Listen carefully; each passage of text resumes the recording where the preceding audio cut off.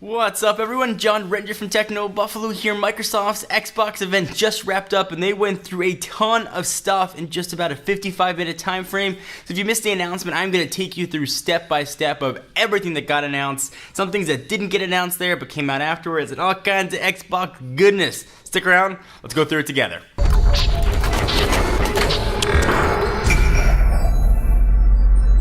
So let's start at the beginning. Microsoft's own Don Matrick took the stage and he said, and I quote, "We spent the past 4 years working on this." So that was kind of cool. They gave a brief Xbox history and they finally said the name of the next generation console. It's not the Xbox 720, Xbox Fusion. The official name is the Xbox One. Poor HTC. And they called it the Xbox One because it's an all-in-one entertainment system. And we'll get talked about that more as we go along, but it does a lot of things in one console, hence the name Xbox One. So they talked about a new controller, and Kinect was also announced. We'll talk about that a little bit later. A ton of new stuff with Kinect.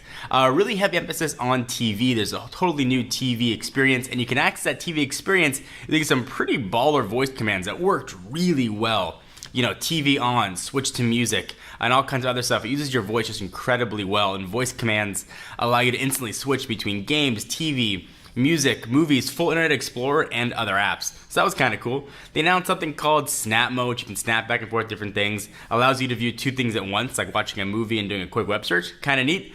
Also, one thing that I was really excited about is Skype for Xbox, totally built in. So you can Skype your friends while you're playing a game. You could talk some trash, or you can just use it for Skype on your TV. A lot of ESPN-centric stuff was also announced. You're going to get notifications of your favorite players and teams, so that's kind of cool if you're big into sports. You can also snap various stats next to live supported games, so kind of cool too. Next thing, Xbox One guide. It's a full TV guide of what it's going to do, and they didn't announce this at the keynote. They announced it afterwards. It's essentially going to work on top of your cable box's DVR, so it'll access all the content, but it'll put the Xbox UI on top of it. Kind of neat. You can get trending and favorite options there. But the big deal here, the system specs. What is the Xbox One going to pack? So 8 gigabytes of RAM, USB 3.0, a Blu-ray drive, which Sony's the head of that Blu-ray consortium.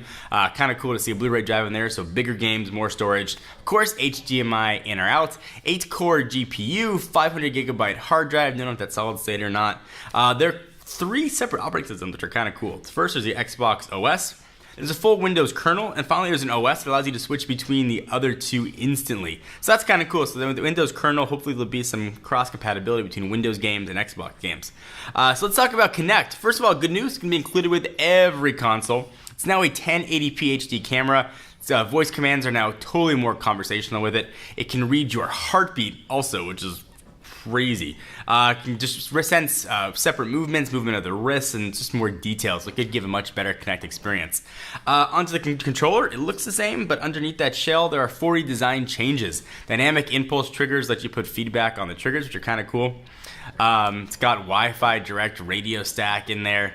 It's got all kinds of cool precision directional pad stuff built into it. Integrated battery. Of course, obviously more support for all the smart glass stuff that Microsoft announced, I guess last year's E3. So natively part of the platform, there's all kinds of other stuff that's natively in there. So Xbox Live, so that's kind of cool. And for the servers to support that, they're going from 15,000 servers to 300,000 servers, which is crazy. I love storage for music, movies, games, and all of it's going to save in the cloud. Kind of cool. Speaking of cloud, there's a dedicated game DVR built in, which will save games to the cloud. It's better for, queuing up multiplayer games as well. They're told to talk a lot about games, EA, FIFA, Madden, NFL, NBA Live, UFC. EA came and talked about a lot of it. All of those are going to be powered by EA's new sports engine called Ignite, so that's kind of cool.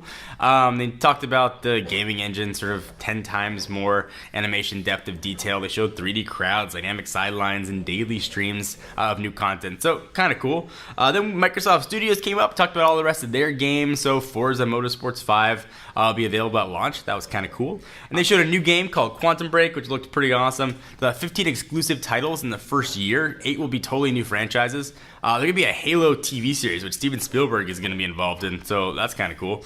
A lot of NFL stuff, so I'm appropriately dressed here for it. Essentially, it'll integrate with NFL-supported games. It'll pull up fantasy stats and all kinds of other cool stuff there as well. So if you're a big fantasy sports buff like me, you're going to like it.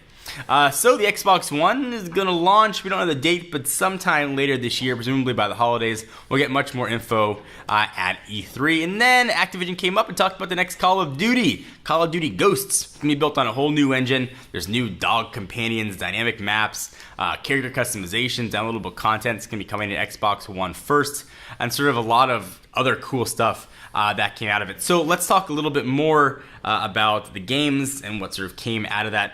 So I give Activision credit. They demoed games, they said, on a totally Xbox One console. It wasn't generated on a PC and simulated. It was actually running on reference hardware. A lot of stuff came out though after the keynote that really didn't get announced. So used games.